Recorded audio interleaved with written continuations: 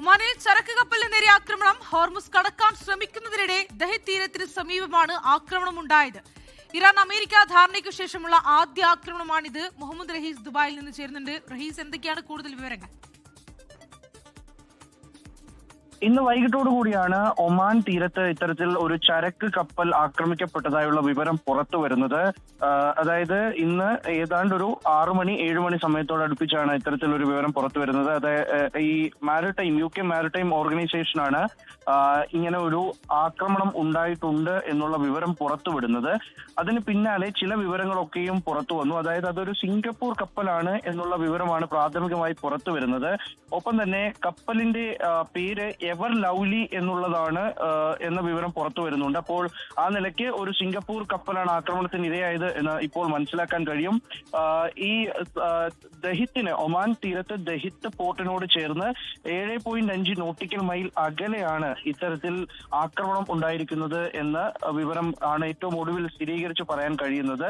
ആ നിലയ്ക്ക് കപ്പലിലേക്ക് ഒരു അജ്ഞാത വസ്തു പതിച്ചു. അങ്ങനെ ഒരു അപകടമുണ്ടായി, തീപിടുത്തമുണ്ടായി. എഞ്ചിന്റെ സൈഡിലാണ് തീപിടുത്തം ഉണ്ടായിരിക്കുന്നത്. നിലവിൽ കപ്പലിലുള്ളവർ സുരക്ഷിതരാണ്. ഒപ്പം തന്നെ ഒരു തരത്തിലുമുള്ള വാതക ചോർച്ച ഉണ്ടായിട്ടില്ല എന്നുള്ളതാണ് സ്ഥിരീകരിച്ച് പറയാൻ കഴിയുന്ന വിവരങ്ങൾ. നേരത്തെ ഈ ഇറാൻ ഒരു വാർണിംഗ് നൽകിയിരുന്നു. അതായത് തങ്ങളുടെ അനുമതി ഇല്ലാതെ കപ്പലുകൾ ഹോർമുസ് കടലിടുക്ക് കടക്കരുത് എന്നുള്ളൊരു വാർണിംഗ് നൽകിയിരുന്നു. അതിന് പിന്നാലെ ഉണ്ടായ ആക്രമണം എന്ന നിലയ്ക്കാണ് പൊതുവെ ഇതിനെ വിലയിരുത്തപ്പെടുന്നത്. ഈ സമാധാന ചർച്ചകൾ ഒരു ഭാഗത്ത് വിജയം കണ്ടതിന് പിന്നാലെ തുടർ ചർച്ചകൾ നടക്കുന്നതിനിടയിൽ ഇതാദ്യമായിട്ടാണ് ഇത്തരത്തിലൊരു ആക്രമണം ഉണ്ടാകുന്നത്. എന്തായാലും ആരും മരിച്ചിട്ടുണ്ടെന്നോ അല്ലെങ്കിൽ ഏതെങ്കിലും തരത്തിലുള്ള അപായം ഉണ്ടായിട്ടുണ്ട് എന്ന വിവരങ്ങൾ പുറത്തു വരുന്നില്ല. പക്ഷേ തീർത്തും ആശങ്ക ഉണ്ടാക്കുന്ന ഒരു വിവരമാണ് ഇത്തരത്തിലൊരു കപ്പലിന് നേരെ ആക്രമണം ഉണ്ടാകുന്നു എന്ന് പറയുന്നത്.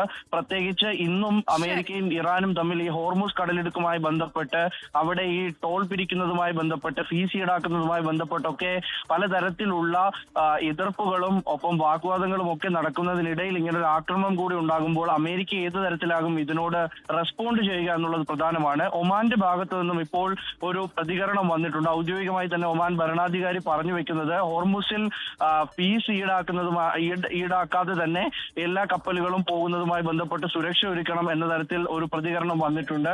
അപ്പോൾ ആ നിലയ്ക്കൊക്കെ ഹോർമുസ് ഒരു പ്രധാനപ്പെട്ട പോയിന്റായി ഇപ്പോഴും നിലനിൽക്കുന്നതിനിടയിൽ ഉണ്ടാകുന്ന ആക്രമണം എന്ന നിലയ്ക്ക് തന്നെയാണ് ഇതിനെ നമ്മൾ കാണേണ്ടത്.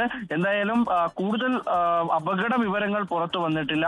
ആക്രമണത്തിന്റെ ഉത്തരവാദിത്വം തങ്ങൾക്കാണെന്ന് ഇറാൻ ഏറ്റെടുത്തിട്ടില്ല.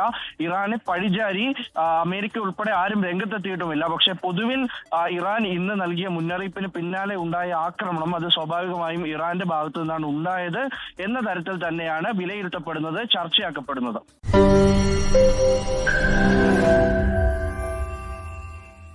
ലോകത്തെവിടെയായാലും ഏത് സമയത്തും 24 വാർത്തകളും ഓഗ്മെന്റഡ് റിയാലിറ്റി പാക്കേജുകളും എക്സ്പ്ലെയിനറുകളും വിശദമായി കാണാൻ ഞങ്ങളുടെ യൂട്യൂബ് ചാനൽ നിങ്ങൾക്ക് സബ്സ്ക്രൈബ് ചെയ്യാം.